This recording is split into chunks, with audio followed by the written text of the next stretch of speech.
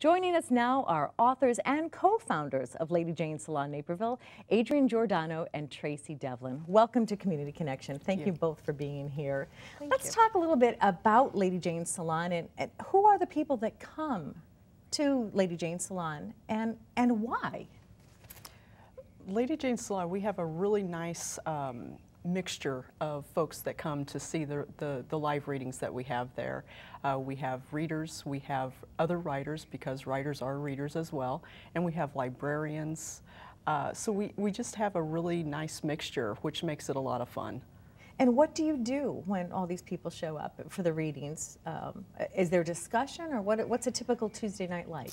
Typically, well, what's happening now, because we've been doing this for a year, we have our regulars that come in, and we spend maybe 10 minutes in the very beginning where everyone sort of just chats with each other, and they all, catch up. They haven't seen each other in 6 weeks, 4 weeks. And then we usually get right to it with the readings, depending on how many authors we have. Typically we have 3 or 4, but some months we have 5 or 6. April we'll have 6. So we tend to really like to get rolling, and usually right about 7:15 we'll have our first author up, and she'll read for maybe 10 minutes, 15 minutes, and then we'll just one author after the next. Now, you ladies are co-founders of Lady Jane Salon Naperville. How did the idea come about to set up this center?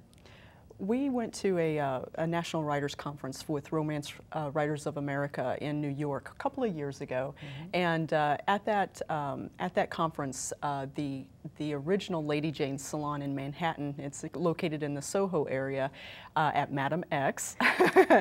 They had a really special salon there that just for that conference, and so I think they had like 6 or 8 New York Times bestselling authors, as well as non-New York Times bestselling authors reading at the salon. And it was just such a unique and wonderful experience. We had so many friends that were there, and other readers that we connected with. And I don't know, we just kind of fell in love with the concept, and then we had an opportunity. We were, Adrienne and I, we were at a function at Anderson's Bookshop in Naperville, and Les Chocolat of Naperville was there helping to sponsor the event. And I don't know, it was just one of those moments where things kind of click, and we're like, oh, Les Chocolat, they have an upstairs loft. One of our friends had mentioned that she had booked an event there, and Adrienne contacted Les Chocolat, and they were very glad to have us use their space on Tuesday nights. So it just, I don't know, the world aligned there for us. So.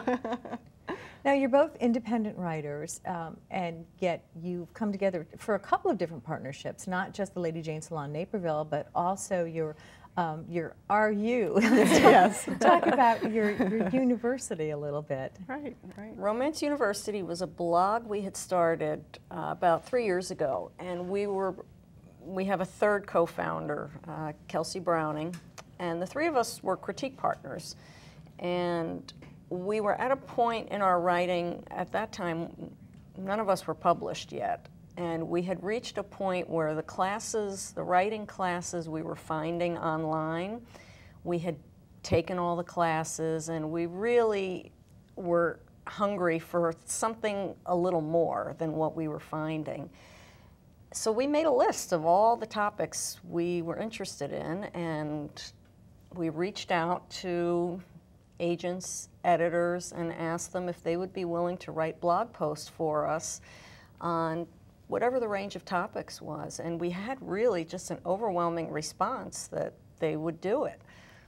So we spent probably about 6 months building the blog before we launched it. We designed the website, and we really came up with a concept that we thought would be beneficial to writers. And the lectures, we keep them to, we call them lectures, they're blog posts. We keep them to just about 1,000 words, because a lot of times it's a lot of information to take in at once. So it's nice. You can go and get a quick blog post on how to write a great query letter, which a query letter is how you, if you're interested in an agent or getting your work in front of an editor, you send them a query letter that outlines what your book is about. So a lot of the content it's wrapped around the craft of writing, the publishing business, how to get your career started, how to stay published once you're there. And I think one of the things, and I don't know why this surprised us, because the romance community is just a really supportive group. But it was the generosity of the agents and the editors and other seasoned authors, and just inspirational topics that would come up, because it can be a really tough business. Just getting published can be tough. And so just the generosity of everybody who provided a post for us, it surprised us, but it was just like, after we thought about it, I was like, wow, you know, this is why we love this community so much. And our mission for the blog is empower writers, entertain readers, and understand men, although I think we might have failed on that. We may have failed on that one miserably, but we have a really good time with it, really good. Well, who mentored you? Let's talk a little bit about your journeys as writers and where you began and how you ended up here. Wow. That's a big question. I think for me, from the time I was in high school, I always wrote screenplays, short stories. It was always just a great outlet for me. And probably about 10 years ago, and you know, like a lot of people, my father had gotten very ill. And up until that point, I was a career girl. I worked in the newspaper industry. I worked at an advertising agency for a long time. And I had really put my writing aside while I was on this career path. And I think when my dad got sick, it made me realize, you know, if there's something you want to do, you need to get to it. So while my dad was sick, I was flying back and forth. I'm originally from the East Coast. I was flying back and forth. I had taken a leave of absence from my job, and I had chunks of time where I had nothing to do. So I sat down and I wrote my first book. Yeah. So you made the transition from journalism to fiction. Right. I actually, when I worked for the newspaper, I was in advertising. I always worked in the advertising side, and then I went to an ad agency. So really, I did not, my career at that point really was not a writing-based career. I just always in the back of my head wanted to be a novelist.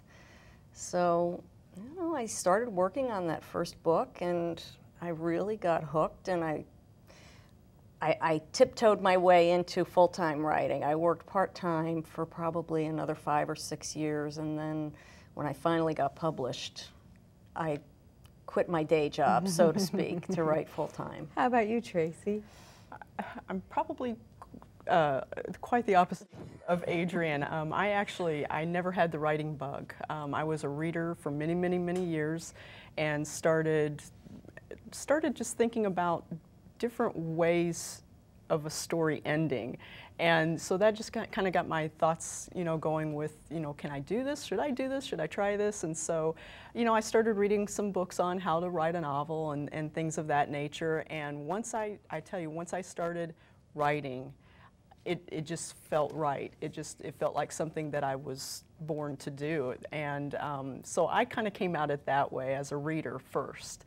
And so it took me, I started in 2006, 2007 writing, and I was offered my first contract in 2010. And it was for a 3-book deal with Source Books, which is a local Naperville publisher. They also have offices in New York as well, but they're based out of Naperville, and it's the largest woman-owned publisher in America. And they're very vision-oriented, and they were in the digital age way before anybody knew about the digital age. And so the covers that they produce, the owner's background, Dominique Rocca, she came from a marketing background, and so she knows the package can be just as important as the contents inside.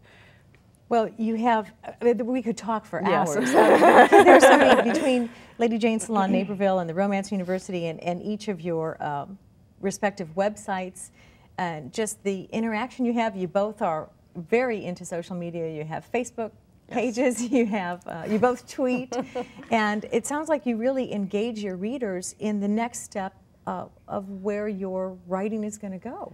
It is a fun part of the writing. It can be a time-consuming part of taking away from the writing as well. So you have to be very careful. You have to protect your writing time, but it's fun engaging with the readers. You know, they have so many questions, and they're just a hoot.